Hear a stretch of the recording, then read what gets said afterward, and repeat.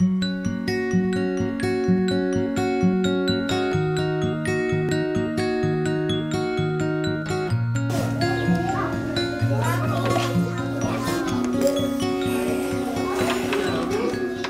idea of allowing the child to make the discovery and not steal the discovery from the child is the most important thing that you can remember as a Montessori guide. Create interest and connect the child to the materials and then fade away.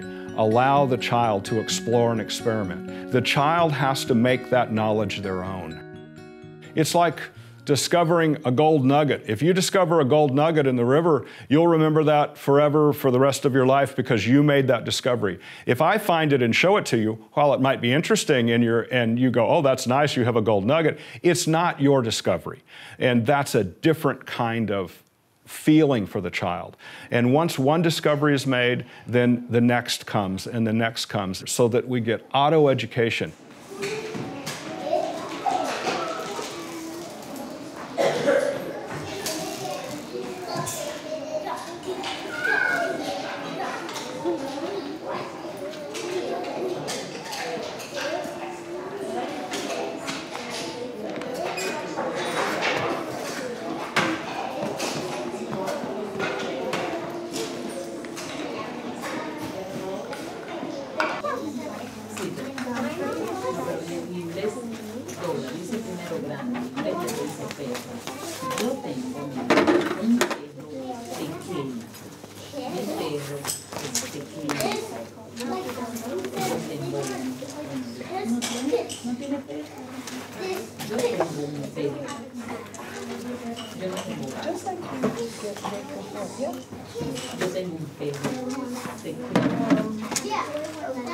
Another good word. It's duck.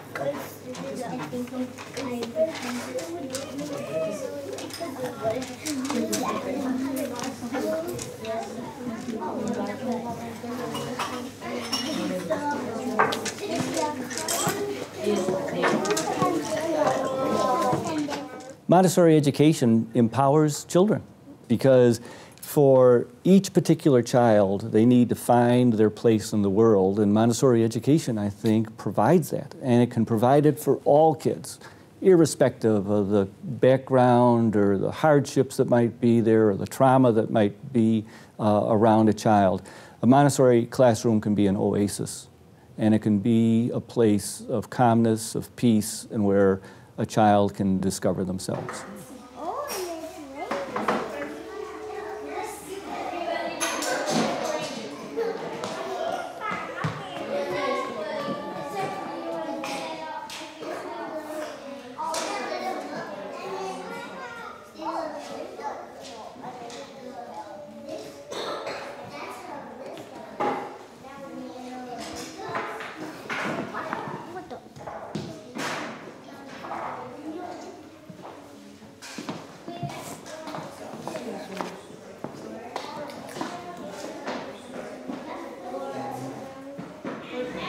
I think that Montessori touched on a key that the rest of science is now catching up with.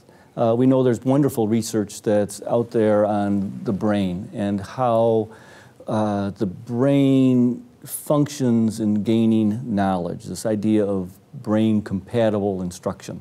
Montessori, I think, just hit the nail on the head now close to 100 years ago. And what she saw was that the brain needs generally 3 conditions to learn. You simply have to have opportunities to practice. We have to give children time.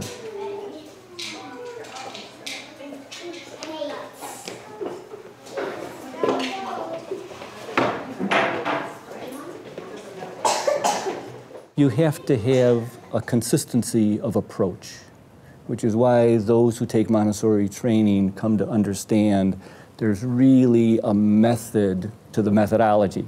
There is really this notion that we want to present things to children in a totally consistent fashion. Simply being consistent for the child is going to help them develop the kind of peace and settledness that will allow them to explore and develop themselves. And thirdly, motivation. everyone now recognizes how key that is. Montessori may call that interest. How do we develop the child's interest? You have to have the ability to create interest, and that means you need little tricks up your sleeve. So if you haven't worked with the materials as much as you expect a child to work with the materials, then you need to go back and work with the materials. It's not reasonable to expect them to work with them when you haven't done that work. And I know we do that during training, but it needs to continue. Take a piece of material and work with it. This one? This one? Try it.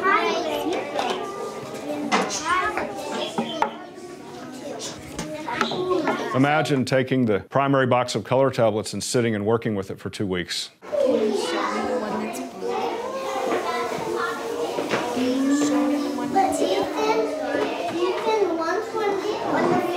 I remember going into Mario Montessori's house one day, and on the coffee table was this primary box of color tablets. And I said, what are you doing with the color tablets? And he goes, I work with a piece of material all the time, and this is my piece of material for this 2 weeks. And I said, well, what do you do with the color tablets for 2 weeks? And he said, let me show you. And he began to manipulate the materials, and it was like art. It was beautiful. And only because he'd made that connection, and only because he realized the importance of doing that. Anyone who's walked into a directress doing a Children's House program and watched a silent presentation of folding napkins will recognize here is the development of interest on the part of the child, in the bond between the guide and the child, and in the recognition that there's a way to do something, and there's a wonderment about it, there's a simplicity about it, and that the child is able to then do that on his or her own to perfection, has got to lead to the development of a confident, skillful child.